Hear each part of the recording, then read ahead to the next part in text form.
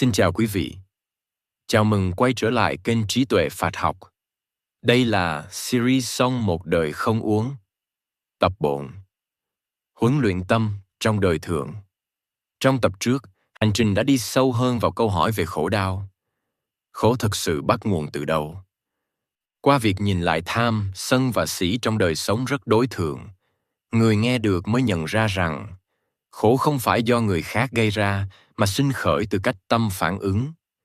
Khi thấy rõ gốc rễ này, con người bắt đầu có cơ hội thoát khỏi vòng lặp đổ lỗi và oán trách. Khi đã nhìn ra rằng khổ đau không chỉ đến từ hoàn cảnh mà bắt nguồn từ cái tâm vận hành, con người thường nảy sinh một câu hỏi rất tự nhiên. Vậy phải làm gì với cái tâm này?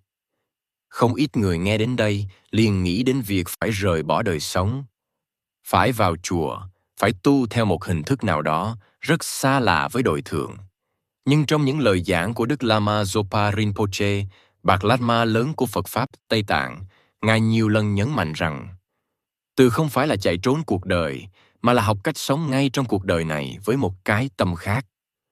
Trong bài giảng How to Make Your Life Happy, Đức Lama Zopa Rinpoche nói rằng nếu muốn cuộc đời thật sự hạnh phúc, thì không thể chỉ chăm chăm thay đổi bên ngoài. Có thể đổi chỗ ở, đổi công việc, đổi mối quan hệ, nhưng nếu tâm vẫn cứ, thì khổ cũng chỉ đổi hình thức. Ngài nói đại ý rằng, dù đi đến đâu, nếu mang theo một cái tâm chưa được huấn luyện, thì khổ đau vẫn đi theo đó. Ở đây, khái niệm huấn luyện tâm rất dễ bị hiểu sai. Với người mới học Phật Pháp, huấn luyện thường bị hiểu là ép buộc, kìm nén, hay cố gắng suy nghĩ tích cực. Nhưng Phật Pháp không dạy ép tâm phải khác đi bằng ý chí. Huấn luyện tâm là học cách nhận biết và hiểu rõ những gì đang diễn ra trong tâm, để không bị chúng chi phối một cách mù quáng. Tâm, theo cách nhìn của Phật Pháp, không phải là một thứ cố định. Nó thay đổi từng giây, lúc thì vui, lúc thì buồn, lúc thì rộng mở, lúc thì co rút. Vấn đề không nằm ở việc tâm có thay đổi hay không, mà nằm ở chỗ con người thường không biết mình đang ở trong trạng thái nào. Khi không biết, tâm dẫn mình đi đâu thì mình đi đó. Khi biết, dù chưa chuyển hóa được ngay, nhưng đã có khoảng cách. Đức Lama Zopa Rinpoche thường nhắc rằng, tu tập không phải là làm cho tâm không còn phiền não trong một sớm một chiều. Điều đó là bất khả. Tu tập là không để phiền não sai khiến toàn bộ lời nói và hành động của mình. Chỉ riêng việc nhận ra, lúc này tâm mình đang bất an, đã là một bước rất lớn.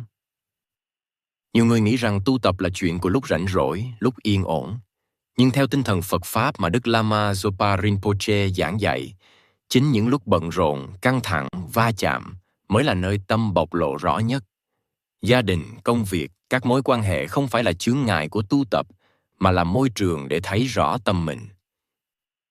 Ngài từng nói rằng, nếu chỉ khi mọi thứ thuận lợi mới thấy mình ân, thì đó không phải là an tử tâm, mà chỉ là ân do hoàn cảnh. An tử tâm là khi hoàn cảnh chưa đổi, nhưng cách mình tiếp nhận đã khác. Không phải là không còn buồn, mà là không bị buồn cuốn đi. Không phải là không còn giận, mà là thấy rõ cơn giận đang sinh khởi. Trong Phật Pháp, sự thấy biết này được gọi là tỉnh thức. Tỉnh thức không phải là trạng thái đặc biệt nào đó cao siêu. Nó rất giản dị. Biết mình đang nghĩ gì, đang cảm gì, đang phản ứng ra sao. Khi tỉnh thức có mặt, tâm bắt đầu mềm ra. Khi tâm mềm, khổ không còn sắc cạnh như trước. Đức Lama Zopa Rinpoche cũng nhấn mạnh rằng, tu tập không tách rời khỏi đời sống đạo đức. Nhưng đạo đức ở đây không phải là những điều răng cung nhắc, mà là sống sao cho không làm tổn hại mình và người khác. Khi tâm tham, sân, si mạnh, con người dễ nói và làm những điều khiến khổ chông lên khổ. Khi tâm được soi sáng, lời nói và hành động tự nhiên trở nên nhẹ hơn. Với người mới học, rất dễ rơi vào hai cực đoan. Một là nghĩ rằng tu tập là chuyện xa vời, không dành cho mình. Hai là nghĩ rằng chỉ cần hiểu vài khái niệm là đã đủ. Phật Pháp, theo lời dạy của Đức Lama Zopa Rinpoche, không nằm ở hai thái cực đó.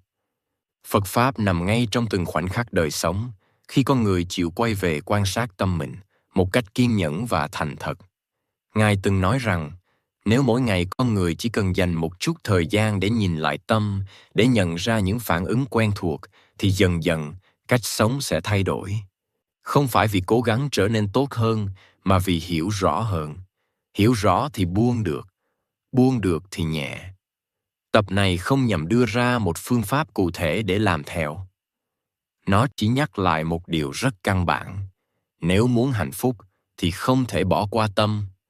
Mỗi con đường tìm kiếm hạnh phúc, nếu không đi qua tâm, đều chỉ là vòng lặp. Khi con người bắt đầu quay về, nhìn thẳng vào đời sống nội tâm của mình, thì dù chưa đi xa, họ đã bước đúng hướng. Theo tinh thần Phật Pháp mà Đức Lama Zopa Rinpoche truyền dạy, sống một đời không uống không phải là thay đổi cả cuộc đời trong chốc lát, mà là bắt đầu từ tâm, ngay trong đời sống này, từng chút một, từng ngày một. Trong tập tiếp theo, câu chuyện sẽ mở ra một góc nhìn thường bị hiểu lầm. Từ bi không phải như sự hy sinh hay yếu đuối, mà như một con đường rất thực tế để tự giải thoát khỏi khổ đau. Người nghe sẽ được dần nhìn lại vì sao khi tâm mở ra, chính mình là người nhẹ trước tiên.